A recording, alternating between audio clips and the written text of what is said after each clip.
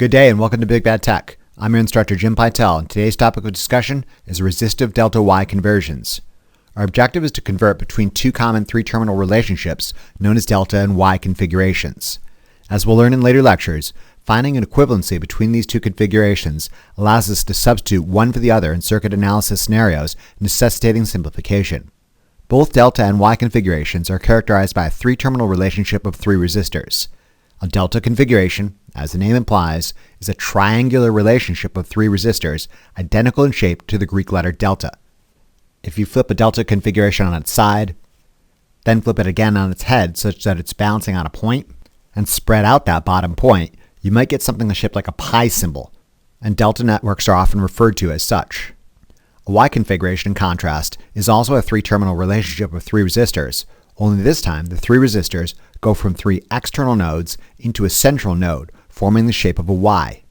The Y could be on its side, or it could be doing a handstand.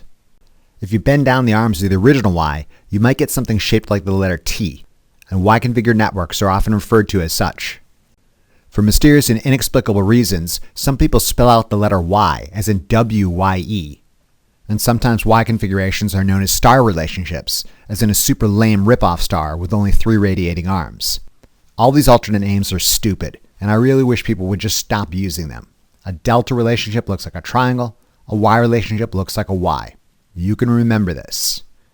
Key to establishing any equivalency between delta and Y configurations is establishing equivalency at each external node. Any larger circuit, source, or sources seeing the three-terminal network should be none the wiser to this substitution. The transformation process is admittedly a little busy. However, if you stay organized, this should be as easy as convincing your lazy lab partner that pro wrestling is real. Techniques may vary from instructor to instructor and textbook to textbook. However, here's the method I use to stay organized. Start by assigning the three external nodes letters and explicitly identify the resistance elements attached to each node and differentiate between them. Your specific circuit may use different nodes or different resistance elements, but the general mapping of a delta to a Y and from a Y to a delta should always use the same map, the same nodes, and the same resistance element designations. In summary, draw a map. Use the map. Use the formulas accompanying the map. If you follow these simple steps, you cannot get this wrong. Delta to Y conversions and vice versa are a simple matter of following directions and staying organized. A delta network is characterized by a triangular relationship of three different resistance elements with three external nodes. Start by assigning the nodes letters A, B, and C. Now differentiate between the three resistance elements by assigning them subscripts. My advice is to simply pick a direction and stick with it. In this case, I'll just pick point A and I'll go counterclockwise. I'll call the resistance element between node A and node B RAB.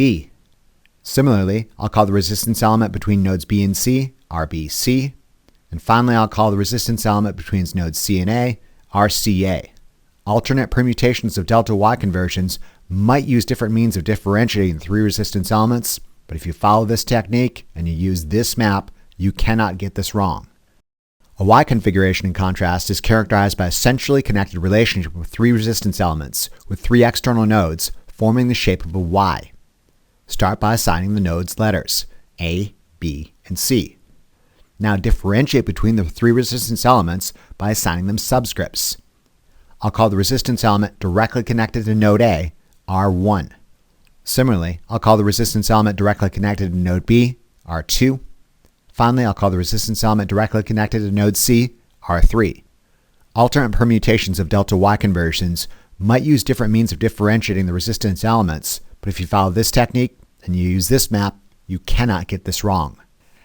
As a memory aid, the Y configuration can be placed inside the delta configuration as follows. Delta resistance RAB is between nodes A and B. Y resistance R1 is directly connected to the node you choose to call A. Similarly, delta resistance RBC is between the nodes you choose to call B and C, and Y resistance R2 is directly connected to the node you choose to call B.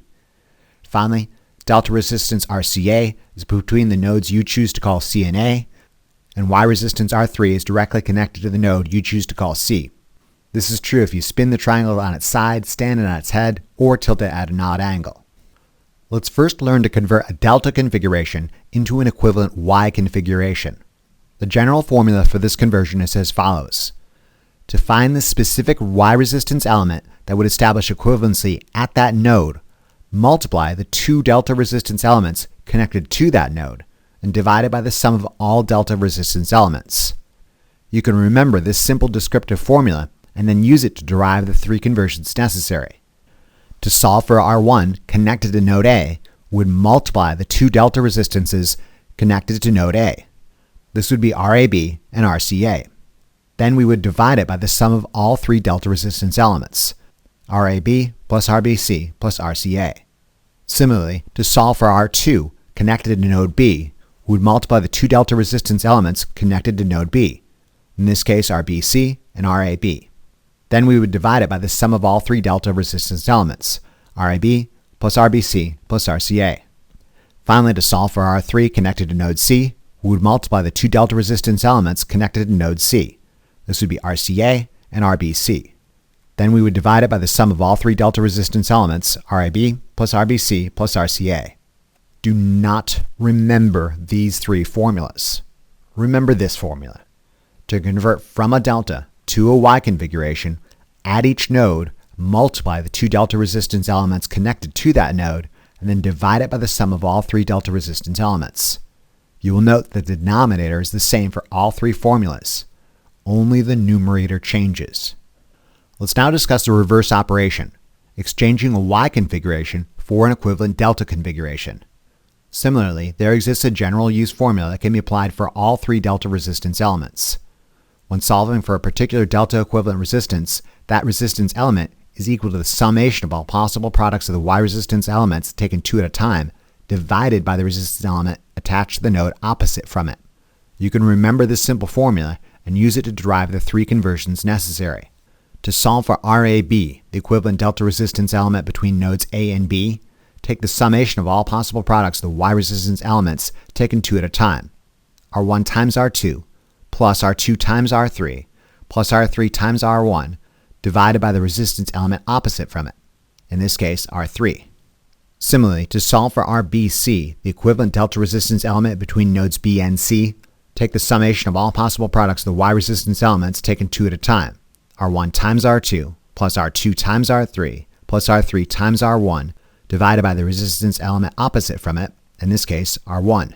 Finally, to solve for RCA, the equivalent delta resistance element between nodes C and A, take the summation of all possible products of the Y resistance elements taken two at a time, R1 times R2, plus R2 times R3, plus R3 times R1, divided by the resistance element opposite from it, in this case R2. Do not remember these three formulas. Remember this formula. To convert from a Y to a delta configuration, at each node, take the summation of all possible products of the Y resistance elements taken two at a time, divided by the resistance element opposite from it. You can remember this simple formula and use it to derive the three conversions necessary. You will note that the numerator is the same for all three formulas, and only the denominator changes. Let's put these conversion procedures to the test. Here's a three-terminal delta configuration featuring a resistance of 67 ohms between nodes A and B, a resistance of 75 ohms between B and C, and finally a resistance of 80 ohms between nodes C and A. Let's see if we can convert this delta configuration to an equivalent Y configuration. To solve for Y resistance R1, we would multiply the two delta resistance elements connected to node A. This would be RAB and RCA. Then we would divide this by the sum of all delta resistances, RAB plus RBC plus RCA. Our formula suggests that R1 is 24.1 ohms directly attached to node A. You will note that each delta to Y conversion necessitates the use of the same denominator, the summation of all delta resistances, RAB plus RBC plus RCA. If you want to save yourself some time, don't recalculate the sum, just reuse it. To solve for Y resistance R2, we would multiply the two delta resistance elements connected to node B. This would be RAB and RBC. Then we would divide this by the previously calculated sum of all delta resistances, RAB plus RBC plus RCA. Our formula suggests R2 is 22.6 ohms directly attached to node B. Finally, to solve for Y resistance R3, we would multiply the two delta resistance elements connected to node C. This would be RCA and RBC.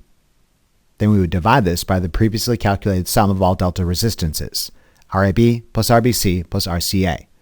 Our formula suggests R3 is 27 ohms directly attached to node C.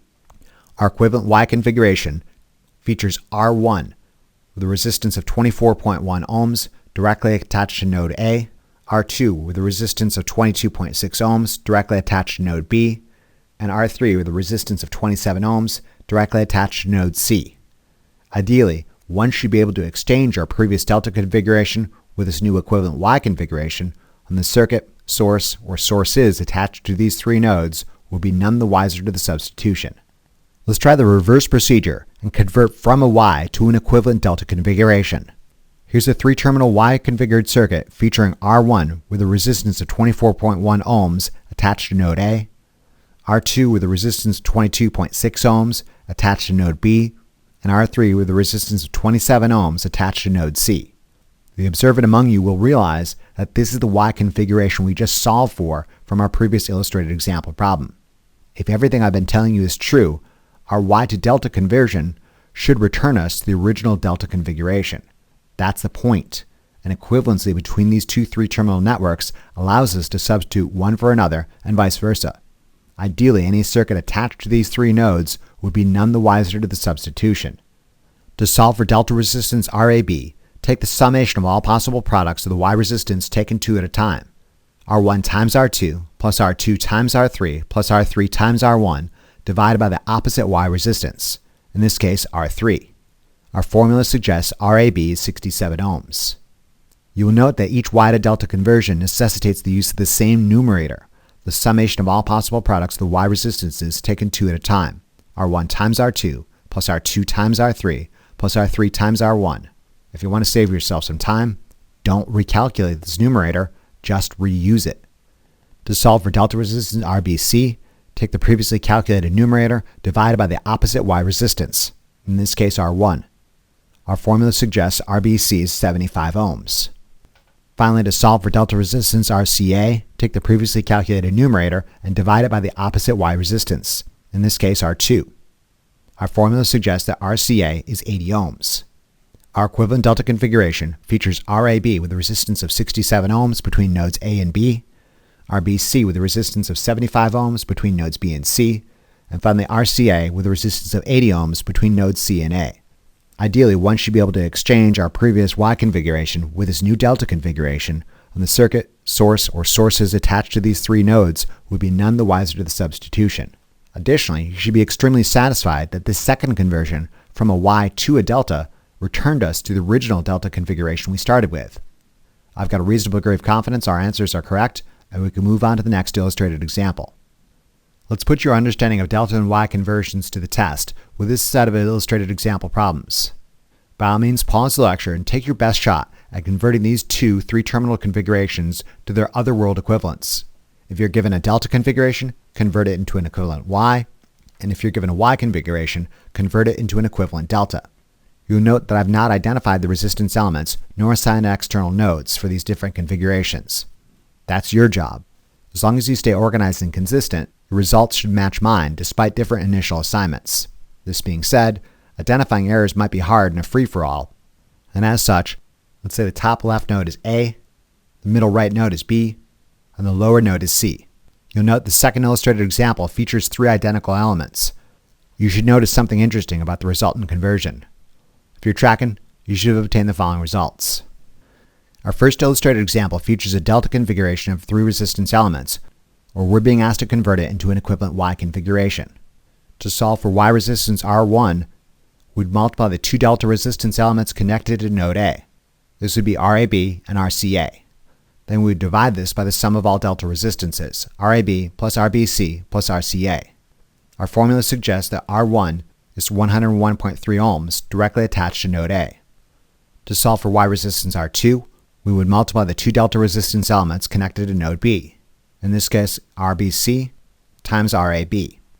Then we would divide this by the sum of all delta resistances, RAB plus RBC plus RCA. Our formula suggests that R2 is 57.7 ohms directly attached to node B. Finally, to solve for Y resistance R3, we would multiply the two delta resistance elements connected to node C. This would be RCA and RBC. Then we would divide this by the previously calculated sum of all delta resistances, RAB plus RBC plus RCA. Our formula suggests R3 is 72.2 ohms directly attached to node C. Our equivalent Y configuration features R1, a 101.3 ohm resistor resistor directly attached to node A, R2, a 57.7 ohm resistor directly attached to node B, and finally R3, a 72.2 ohm resistor directly attached to node C. Ideally, one should be able to exchange our previous delta configuration with this new equivalent Y configuration, and the circuit, source, or sources attached to these three nodes will be none the wiser to the substitution. Our second illustrated example features a Y configuration of three identical resistance elements, and we're being asked to convert it to an equivalent delta configuration. This is what is known as a balanced network, and that all legs of the Y are identical. Ideally, the resistance elements in our equivalent delta configuration should also be identical and balanced. Application of the Y to delta conversion formula for our first delta resistance RAB yields an interesting result. Delta resistance RAB is the sum of the products of the Y resistances taken two at a time, divided by the resistance opposite of it. Our formula suggests RAB is 360 ohms, as does RBC and RCA. Note, because every resistance element in the original balanced Y configuration is identical, a simplification I'm calling RY, the delta conversion calculation for any delta resistance can be simplified as 3 times RY.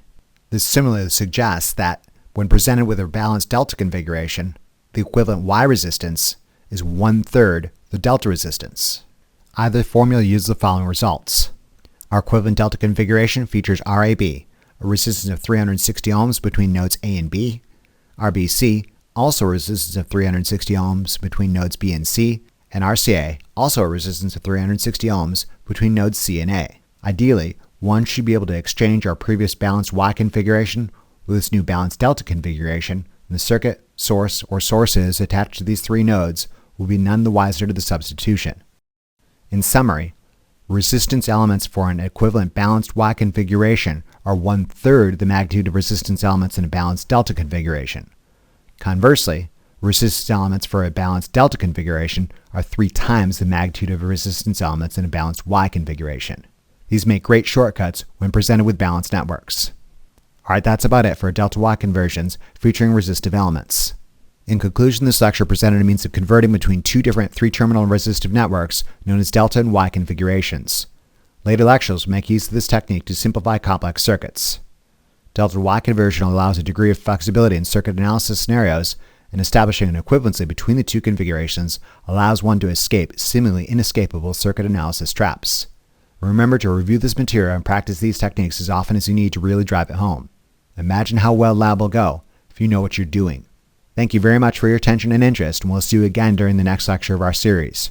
Remember to tell your Lazy Lab partner about these resources, and be sure to check out the Big Bad Tech channel for additional resources and updates.